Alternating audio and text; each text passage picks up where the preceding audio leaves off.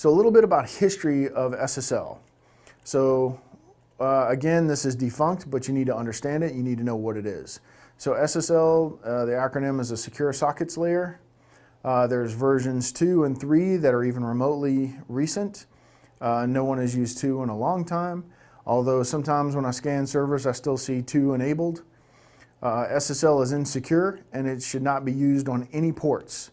So one thing I want to talk about here is we talked about that SSL is going to be used on 443, 25, 995, 21, and 22, etc., etc.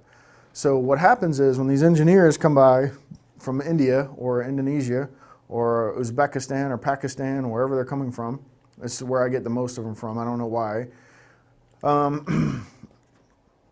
They come along and scan your box with these free tools, but they're only checking port 443. They're not checking your mail server. They're not checking to see if you have TLS on your mail server or SSL enabled. They're not checking any of the other ports, 22, any of the ports listed here, or any of the other ports you may have that are using encryption.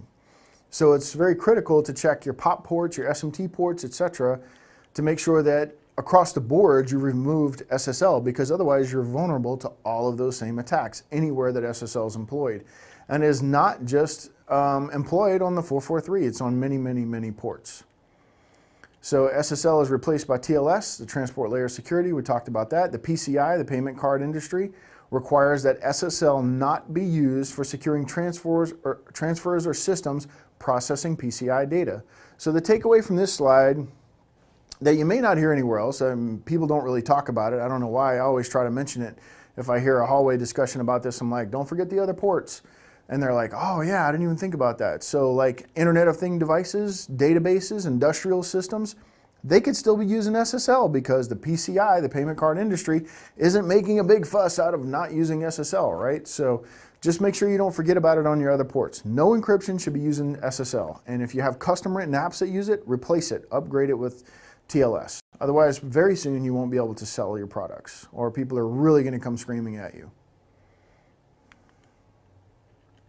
Certificate authorities. So I should probably have some content on this slide. We'll probably have a lab about this, or at least a little whiteboard discussion. So certificate authorities are a CA, and when you go to request access to https.homedepot.com, he's going to say, here's my certificate. And then the first thing you do is go check it against the CA. Hey, Home Depot said this is their cert. Is that true? And the CA will say, yeah, that's what it looks like. That's the same one I have. So then you say, okay, and the communication continues. But the problem is that this certificate server may not ever be able to be reached because I replaced it with a fake one over here that your computer recognizes. And I say, oh yeah, that's Home Depot, when in reality, it's not Home Depot, or I'm terminating the connection for you, and then you're going through me because you recognize this box as a certificate of authority. And we'll draw that up in a lab. I know it's not very clear. We'll draw that up on a whiteboard discussion, and we'll hammer that home. How the SSL man in the middle works, or in this case, TLS man in the middle works. We talked about SSL man in the middle. Look for a whiteboard discussion on this. We'll revisit this shortly with some images so you can understand how this attack works and what to look for and how to prevent it from happening and how to recognize it when someone's trying to pull it off on you. But also notice the acronym M, capital T, capital M, but the I is little. So this is a man in the middle attack. That's what the acronym stands for.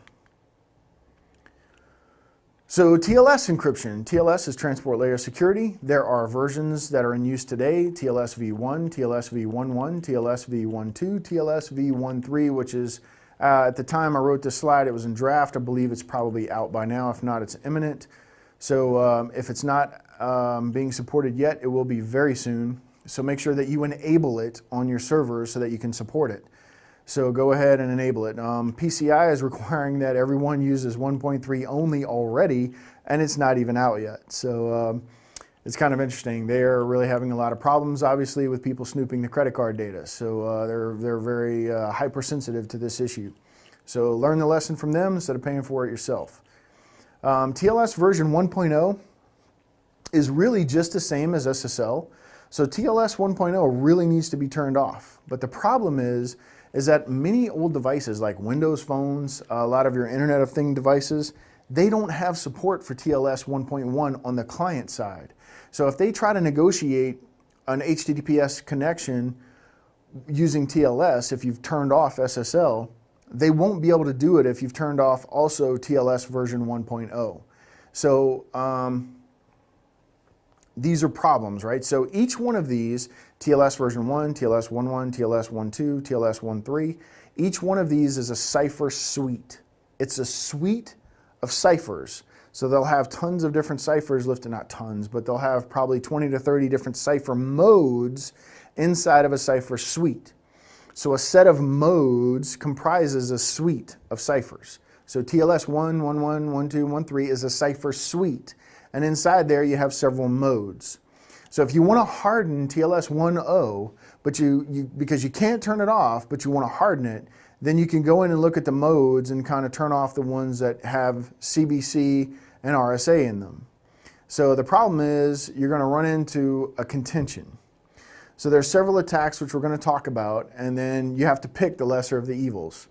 And the one you want to pick for now, which hopefully will be remedied soon by the clients being upgraded, which would allow you to turn off TLS 1, is that you're going to be trading off one evil for another. So the difference is that one of the evils will allow them to come into your machine and rewrite memory, and you don't want to allow that. So what you're going to end up allowing is you're going to end up allowing one-off control of them to be able to snoop on some of your encrypted traffic, but it's only their traffic that they're allowed to snoop on, and that's the one that people kind of recommend you stick with. And we'll discuss that in more detail in just a little bit. So only allowable version of TLS in PCI 3 standards and hardened environments is TLS version 1.2. So I've recently read some of the 3.1 standards that say they're only going to allow 1.3. So this is kind of even old now. So maybe that's not enforced yet. Maybe it'll be enforced in 2016, but it's coming if it's not yet. So the PCI version 3 and 3.1 standards are out. You can read about them. They're free to read about and what they recommend you do for certain attacks. So if you need to be compliant, you'll be reading about this in great detail. TLS is a cipher suite or a suite of cipher modes. We talked about that. The different modes make up a suite. SSL is a separate suite. SSL has SSL, the same versioning, 2 and 3 and all that. So, but again, they're all weak. You cannot use them anymore in any kind of a production environment. So encryption is a preventative control. Remember we talked about controls earlier, so just keep in mind that TLS is a preventative control for the test. There is a question about that. And it may even refer, so the test will refer to a lot of SSL, but just remember in real life, you cannot use it. So version 9, one of the changes from 8 to 9 was a lot of the encryption attacks and the actual encryption itself, stating that you can no longer support the SSL. So keep that in mind. This is real life, and it's for the test in version 9. So SSL is defunct, should not be used. TLS is a preventative control. SSL is a preventative control. Any kind of encryption is a preventative control. I'm trying to prevent the data from being tampered. I'm trying to keep my integrity and keep it confidential. So the whole CIA or AIC triad, right? Remember that? Confidentiality, integrity, and availability. Attacks against TLS can consist of renegotiation attacks, version rollback attacks, beast, crime, poodle, RC4, which is just a weak protocol. So RC4 in itself is inherently weak. So how this works is, as time goes on, computers get faster and faster and faster. It gets cheaper and cheaper and cheaper to rent Amazon, mad computing power from Amazon with tons of RAM. So you can defeat encryption algorithms and figure out what the primary keys are or the private keys are in no time. Well, not no time, sometime. But with, relatively speaking, it used to take about 100 years to figure it out. Now they can do it in a matter of hours. So as we come up with these new encryption routines and the keys get longer and longer, the computing power gets faster and faster. Now the time to compute these private keys shrinks and shrinks into a reasonable time frame, and now we run into this list of attacks that you see here in this slide. So that's what's going on here. It's not something that, wow, these guys are so smart, they figured out how to crack this encryption. No, it's because the computing power is cheap enough now where we have a meet in the middle problem where people can afford to crack these encryption. So what happens is we have to increase the length of the keys. So the takeaway here is that tomorrow you're going to have to change all these algorithms again. So it's a sliding scale. And what that tells you is as security engineers and hackers and attackers and people that are working with policy and compliance and GRC, governance, risk, and compliance, is that you need to understand what security is being used in the org. I talked to you about a security assessment. One of the things you look at is what kind of encryption are you employing? What are you supporting as an org? Whatever's on our HTTP port. That's what you're going to hear a lot. And you need to go and figure out what that is, and then you're going to go and look and see. But just remember that it's not just HTTP, right? So HTTPS, you got to go look at all those other ports that are using encryption. A lot of times you'll find that they're old and outdated, and they're being raped by that because you can just go and steal all of that information. You can use all these different attacks on them. It's just an encryption attack. It's not specific to any kind of port or anything like that. So another thing about this is that it's a sliding scale, so it won't always be the same. So tomorrow you're going to have attacks against SHA and SHA-1 and SHA-2 and all these other encryption and hardening and hash algorithms and things. So just keep in mind, you need to monitor what the encryption is in use and make sure that it's up to date, that they're using the latest and greatest, and that it's secure and that there's no attacks against it. And if there are, list them. Let them know what the risk and exposure is, and that's the kind of things that they as an org can go and say, where do we want to spend our money hardening? Are we concerned about this, or is it good enough for us? You know, they let them decide. All you do is inform. So that's the best you can do with a security assessment. That's the idea. That's your job as a penetration tester or a security assessor. Remember, penetration testing is just a small piece of a security assessment. So let's see, so RC4 is just weak encryption. So tomorrow you might have RC10, you know, just longer keys. So as computers get faster, our scale needs to slide a little bit. So computers are reaching this point.